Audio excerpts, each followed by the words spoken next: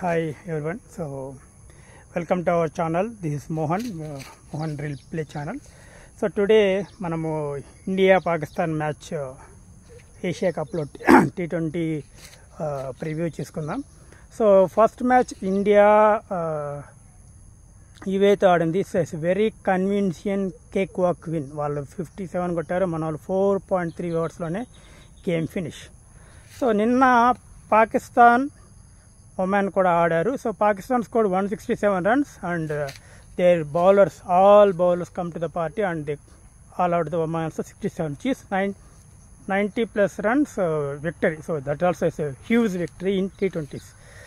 So మంది పెద్ద విన్ను, వాళ్ళది కూడా పెద్ద విన్ అనమాట.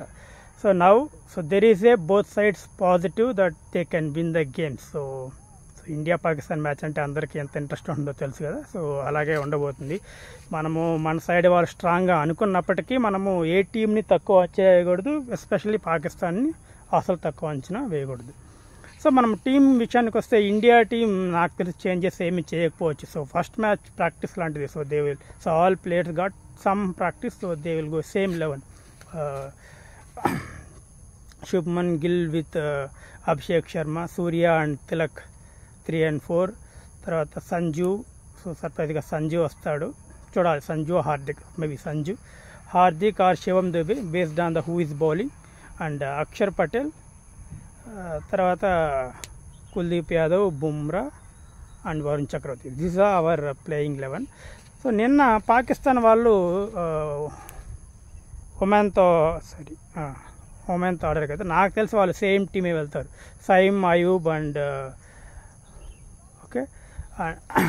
ఫరాజ్ ఖాన్, మొహమ్మద్ హారిస్, ఫకర్ జమాన్, సల్మాన్ అలీ ఆగా, హసన్ నవాజ్, వాళ్ళ fast bowling all rounder Faheem Ashraf and their prime bowler Shahid Afridi and సైవ్ Muqeem. So is a new spinner, మనం అతను ఎలా బౌలింగ్ వేస్తారో చూడాలి. అండ్ అబ్రార్ అహ్మద్, సో అతను కూడా ఆడుతాడు అనమాట. సో మనకు on paper man to man compare చేసుకుంటే ఇండియానే స్ట్రాంగ్గా ఉంది. బట్ ఒక పవర్ ప్లేలో ఒక 30కి 4 వికెట్స్ ఇండియా అవుట్ అయింది అనుకో. సో దెన్ మనం 140, 150 చేయడం కొంచెం టఫ్ అవుతుంది. సో అప్పుడు వాళ్ళకి ఛాన్స్ ఉంటుందన్నమాట. సో మనం కొంచెం కేర్ఫుల్గా ఆడాలి. సో ఎవరు అగ్రెసివ్, ఎవరు స్టడీ ప్లేస్లో ఆడతారు మనకి ఆల్రెడీ తెలిసే. అభిషేక్ శర్మ తగ్గేదెల్లా, he will own shots. And Shubman Gill vice captain కాబట్టి కొంచెం రెస్పాన్సిబుల్గా ఆడతాడు. Sky and Tilak both can play aggressive and defensive role. So నాకు తెలిసి ఇండియా బ్యాటింగ్ కొలాక్స్ అవ్వదు, అయినా కూడా మనకి బ్యాకప్. సో టక్కని మనకి వికెట్లు పడితే అక్షర్ పటేల్ని కూడా పంపించే అవకాశం ఉంది. క్విక్ వికెట్స్ పడితే to shop the flow of the wickets. కాబట్టి మనకు పెద్దగా ప్రాబ్లం నేనైతే అనుకోవడం లేదు. India will easily score. Average score 170. So మనం ఎనీథింగ్ 180 ప్లస్ కొట్టామంటే ఫస్ట్ బ్యాటింగ్ వచ్చి దట్ విల్ బీ ఈజీ. లేదు మనం ఫస్ట్ బౌలింగ్ వేసామంటే మనం అట్లీస్ట్ 150, 140 లోపల రిస్ట్రిక్ట్ చేస్తే మనకి ఈజీగా ఉంటుంది గెలిచేదానికి.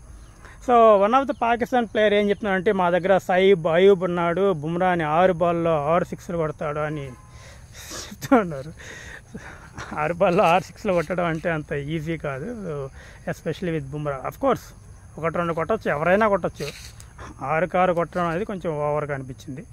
మళ్ళీ ఎవరైతే చెప్తున్నారో అతను గత 2 మ్యాచ్లు చూస్తే అతను గోల్డెన్ డక్, చిన్న టీముల మీద కూడా గోల్డెన్ డక్ అయ్యే అతను ఇంకా 6 బాల్లో 6 సిక్స్లు కొడతారంటారా? మీరు కమెంట్ చేయండి. సో చూద్దాం. సో చాలామంది న్యూ ప్లేయర్స్ ఉన్నారు పాకిస్తాన్లో. సో వాళ్ళు ఎలా ఆడతారు, ఎలా బౌలింగ్ వేస్తారు, it's going to be interest. So Sunday night మ్యాచ్కి సిద్ధమైపోండి.